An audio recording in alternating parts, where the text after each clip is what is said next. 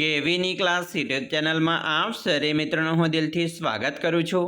આજે વિદ્યાર્થી મિત્રો વાત કરીશું ધોરણ 7માં આપણી નવીન સ્વાધ્યાયન પોથી જે આપવામાં આવેલી છે તેમાં ભાગ નંબર 6ની અંદર સામાજિક વિજ્ઞાનનો પાઠ નંબર 18 છે સંચાર માધ્યમ અને જાહેરાત, જેના પાઠનું આપણે આ વિડીયોમાં સચોટ સાચો અને સંપૂર્ણ સોલ્યુશન જોવા જઈ રહ્યા છીએ। તો ચાલો વિદ્યાર્થી મિત્રો વિડીયોની શરૂઆત કરીએ। તેના પહેલાં તમે ખાસ કરીને ચેનલમાં નવા આવેલા હોય તો મારા વાલા વિદ્યાર્થી મિત્રો ચેનલને અવશ્ય સબસ્ક્રાઇબ કરી વિડીયોને લાઇક અને શેર કરવાનું પણ ન ભૂલતા।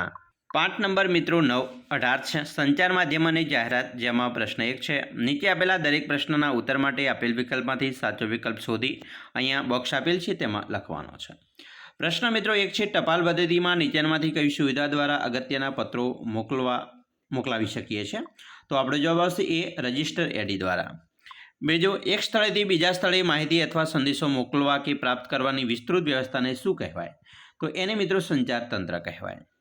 ત્રીજો પ્રશ્ન છે, સંચાર માધ્યમ સંદર્ભે નીચેનામાંથી કયું વિધાન સુસંગત નથી? તો અહીંયા આપણો જવાબ આવશે આપતી વ્યવસ્થાપન વિકસિત સંચાર માધ્યમ વિના શક્ય છે। નેક્સ્ટ પ્રશ્ન છે 4, ભારતમાં આધુનિક ટપાલ સેવાની શરૂઆત ક્યારે થઈ? તો અહીંયા મિત્રો જવાબ આવશે ઈસવીસન 1854ની અંદર। પાંચમો પ્રશ્ન છે, ભારતમાં ટેલિગ્રામ સેવા સૌપ્રથમ કયા સ્થળો વચ્ચે શરૂ થઈ હતી? તો જવાબ આવશે કલકત્તા અને ડાયમંડ હાર્બર વચ્ચે। છઠ્ઠો પ્રશ્ન, દુનિયાના કોઈપણ ખૂણે બનતી રોજબરોજની ઘટનાઓ, જાહેરાત, દુઃખદ નોંધ, આજનું ભવિષ્ય, પંચાંગ, દિન વિશેષ, તિથિ, ચોઘડિયા વગેરે બાબતો આપણા સુધી કયા માધ્યમથી પહોંચે છે? તો અહીંયા આપણો જવાબ આવશે મિત્રો ડી, વર્તમાનપત્ર દ્વારા। 7, સૌથી વધુ ચલચિત્રો કયા દેશમાં બને છે? તો આપણો જવાબ આવશે ડી, ભારતમાં। 8, વોકી ટોકીનો સૌથી વધુ ઉપયોગ કોણ કરે છે? તો આપણો જવાબ આવશે બી, પોલીસ। 9, મોબાઈલ ફોનના પ્રકાશને કારણે કયા અંગને નુકસાન થાય છે? તો આપણો જવાબ આવશે સી, આંખ। 10, સંચાર માધ્યમો અને જાહેરાતો દ્વારા વ્યક્તિના જીવનની કઈ બાબતોમાં પરિવર્તન થતું જોવા મળે છે? તો અહીંયા આપણો જવાબ આવશે મિત્રો ડી, ઉપરોક્ત તમામ, એટલે કે ધાર્મિક, સામાજિક, આર્થિક। બરાબર। હવે આપણે પ્રશ્ન 2 ઉપર જઈશું। નીચેના વિધાનો સાચા છે કે ખોટા તે લખો। જેમાં પ્રશ્ન 1 છે, રક્ષાબંધનની રાખડી આંતરદેશીય પત્ર દ્વારા મોકલાવી શકાય છે? તો આ વિધાન મિત્રો આપણું ખોટું છે। બીજો પ્રશ્ન છે, ખોરાક માનવીની પ્રાથમિક જરૂરિયાત છે? વિધાન સાચું છે। ત્રીજો પ્રશ્ન છે, જાહેરાતોમાં આવતી બધી જ વસ્તુઓ ગુણવત્તાવાળી હોય છે? તો વિધાન ખોટું છે। ચોથો પ્રશ્ન છે, મોબાઈલ ફોન સંચાર માધ્યમનું ઉત્તમ સાધન છે? તો આ વિધાન સાચું છે। પ્રશ્ન 3, નીચેની ખલકિયામાં યોગ્ય શબ્દ મૂકી વાક્ય પૂર્ણ કરો। મિત્રો પ્રશ્ન નંબર 1 છે, મિત્રોની શુભેચ્છા આપવા ખલકિયા કાર્ડનો ઉપયોગ થાય છે? તો ગ્રીટિંગ। બીજો પ્રશ્ન, મોબાઈલને વધુ પડતા ઉપયોગથી બાળકોના ખલકિયા પર વિપરીત અસર થઈ છે? તો મગજ। ત્રીજો પ્રશ્ન, રેડિયો ખલકિયા પ્રકારનું માધ્યમ છે? તો શ્રાવ્ય। 4, મનોરંજન માટેનું લોકપ્રિય દ્રવ્ય શ્રાવ્ય સાધન ખલકિયા છે? તો જવાબ આવશે સિનેમા। 5, પૃથ્વીના પેટાળમાં રહેલા જમીન ખનિજોની માહિતી મેળવવા ખલકિયા ખૂબ જ ઉપયોગી હોય છે? તો કૃત્રિમ ઉપગ્રહો। હવે આપણે જોવાના છે પ્રશ્ન 4, નીચેના પ્રશ્નોના ઉત્તર 1-2 વાક્યમાં લખો। જેમાં પહેલો પ્રશ્ન છે, પોસ્ટ ઓફિસ દ્વારા પૈસા કેવી રીતે મોકલી શકાય છે? તો પોસ્ટ ઓફિસ દ્વારા મિત્રો પૈસા મની ઓર્ડરથી મોકલી શકાય છે। બીજો પ્રશ્ન, જાહેરાત પ્રસારણ માટેના કોઈપણ 2 માધ્યમો જણાવો? તો જાહેરાત પ્રસારણ માટે મિત્રો ભીંતચિત્રો, radio, cinema, television, banner, mobile, પત્રિકા, બસ સ્ટેશનના બાંકડા વગેરે માધ્યમો છે। ત્રીજો પ્રશ્ન છે, સંચાર માધ્યમ એટલે શું? તો મિત્રો એક સ્થળેથી બીજા સ્થળે માહિતી અથવા તો સંદેશો મોકલવા માટે કે મેળવવા માટેની વિસ્તૃત વ્યવસ્થા હોય એને સંચાર માધ્યમ કહે છે। ચોથો પ્રશ્ન, જાહેરાતના 2 ફાયદાઓ જણાવો? તો મિત્રો જાહેરાતના કારણે વસ્તુ પર છાપેલી કિંમત જાણી શકાય છે, અને બીજું, જાહેરાતના કારણે વસ્તુની સામાન્ય માહિતી લોકો સુધી પહોંચાડી શકાય છે। જાહેરાતના કારણે વસ્તુઓ વધારે વહેંચાય છે। પ્રશ્ન 5, સરકાર સામાજિક જાગૃતિ માટે કઈ જાહેરાતો કરે છે? તો મિત્રો જવાબ છે, સરકાર સામાજિક જાગૃતિ માટે બાળલગ્ન કરવા નહીં એવી જાહેરાત કરે છે। સરકાર દ્વારા બાળકોને કુપોષણથી બચાવો એવા બેનર પણ લગાવે છે। આરોગ્ય જાળવો, વસ્તી નિયંત્રણ કરો, દીકરીને પણ શિક્ષણ આપો વગેરે। છઠ્ઠો પ્રશ્ન છે, રેડિયોના માધ્યમ દ્વારા આપણને કયા કાર્યક્રમો સાંભળવા મળે છે?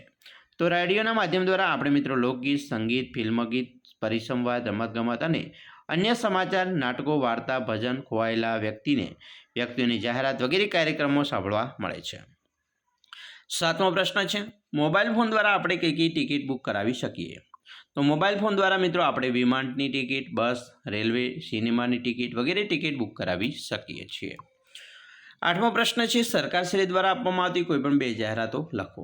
તો મિત્રો સરકારશ્રી દ્વારા આરોગ્ય બાબત, શિક્ષણ બાબત, જળ બચાવો, સમાનતા વગેરે બાબતો મિત્રો જાહેરાત આપી શકાય છે. 9મો પ્રશ્ન છે રોજબરોજના કાર્યમાં તમે ઉપયોગમાં કરતા હોય તેવા સંચાર માધ્યમો. તો મિત્રો રોજબરોજ આપણે મોબાઈલ, ટીવી, રેડિયો, ટપાલ વગેરે સંચાર માધ્યમનો ઉપયોગ કરીએ છીએ. 10 જાહેરાત દ્વારા લોકશાહીના કયા તત્વો દૃઢ થાય છે. તો મિત્રો અલગ અલગ જાહેરાત દ્વારા લોકશાહીના સમાનતા, સ્વતંત્રતા, બંધુતા અને એકતા વગેરે મૂલ્યો દૃઢ થાય છે. પ્રશ્ન 5 છે નીચેના પ્રશ્નોના ઉત્તર 2-3 વાક્યમાં લખો. જેમાં પહેલો પ્રશ્ન છે લોકશાહીમાં સંચાર માધ્યમો કેમ ઉપયોગી છે. તો મિત્રો લોકશાહીમાં સંચાર માધ્યમો કોઈપણ ખૂણામાં બનતી માહિતી લોકો સુધી પહોંચાડે છે. સંચાર માધ્યમ દ્વારા ઉન્નત કાર્યો લોકો સુધી પહોંચાડી શકાય છે. લોકશાહીમાં સંચાર માધ્યમો દ્વારા શિક્ષણ, કૃષિ, આરોગ્ય વગેરે બાબતો લોકો જાગૃત થાય છે. લોકશાહીને મજબૂત કરવા, ટકાવી રાખવા માટે સંચાર માધ્યમો ખૂબ જ ઉપયોગી છે. બીજો પ્રશ્ન સમાજમાં ફેલાયેલા વહેમ, અંધશ્રદ્ધા, રીતિરિવાજો વગેરે વિરુદ્ધ જાગૃતિ ફેલાવવામાં સિનેમા અગત્યનો ભાગ ભજવે છે. આ વાક્ય સમજાવો.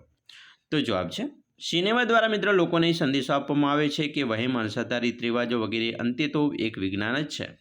સિનેમા દ્વારા અલગ અલગ નાટ્ય સ્વરૂપે, ફિલ્મ સ્વરૂપે અંધશ્રદ્ધા, વહેમ વગેરેમાંથી દૂર રહેવા લોકોને સંદેશો આપવામાં આવે છે. સિનેમા દ્વારા છેલ્લે સાબિત પણ કરવામાં આવે છે કે આ વહેમ, અંધશ્રદ્ધા, ખોટા રીતરિવાજ હતા. સિનેમા સંદેશ આપે છે કે આ બધામાંથી બહાર આવી આપણે વિજ્ઞાનને માનવું જોઈએ. આમ સમાજમાં ફેલાયેલા વહેમ, અંધશ્રદ્ધા, રીતરિવાજો વગેરે વિરુદ્ધ જાગૃતિ ફેલાવવામાં સિનેમા અગત્યનો ભાગ ભજવે છે.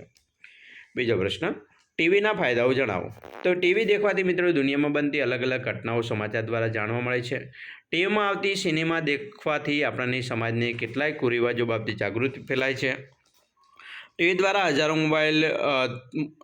હજારો માઇલ દૂર રમાતી ક્રિકેટ મેચ વગેરે આપણે જોઈ શકીએ છીએ. ટીવી એક મનોરંજનનું પણ માધ્યમ છે જેના દ્વારા બાળકોને આનંદ મળે છે. પ્રશ્ન મિત્રો 6 ટૂંક નોટ લખો. જેમાં એક છે જાહેરાતના ગેરફાયદા. તો મિત્રો જાહેરાતના ગેરફાયદા એ છે કે જાહેરાતથી નાણાંનો ખર્ચ વધુ થાય છે અને તેનું ભારણ ગ્રાહક પર ભાર પડે છે. ક્યારેક એવું બને છે કે જાહેરાત કરનાર વ્યક્તિ પોતે પણ તે વસ્તુ વાપરતો નથી. કેટલીક જાહેરાતો લોભામણી આવે છે જેથી ગ્રાહકોને ખૂબ નુકસાન થાય છે. જાહેરાતને કારણે દેખાદેખીનું ચલણ ખૂબ વધી ગયું છે. જાહેરાતને કારણે ક્યારેક ખરેખર જરૂર ન હોય એવી વસ્તુ પણ લોકો ખરીદતા હોય છે જે ખરેખર વધારાનો ખર્ચ કરે છે. અમુક જાહેરાતને કારણે લોકો શરમ, સંકોચ અનુભવે છે.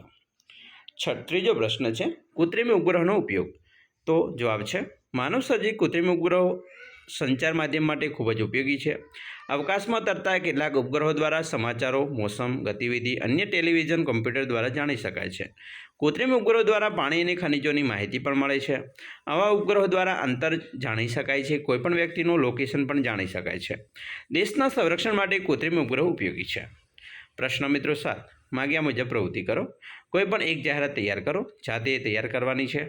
આપણા પરિવારના સભ્યો કયા કયા સંચાર માધ્યમનો ઉપયોગ કરે છે તેની પણ યાદી બનાવો. તો એની મિત્રો નોંધ લખી શકાય કે ઘરમાં વડીલોને પૂછી આ માહિતી તમે લખી શકો છો અને અલગ અલગ માહિતી લખી શકો છો. તો વિદ્યાર્થી મિત્રો આ વાત કરીએ આપણે આપણા પાઠની સંપૂર્ણ સ્વાધ્યાયન પોથીના પાઠનું સોલ્યુશન.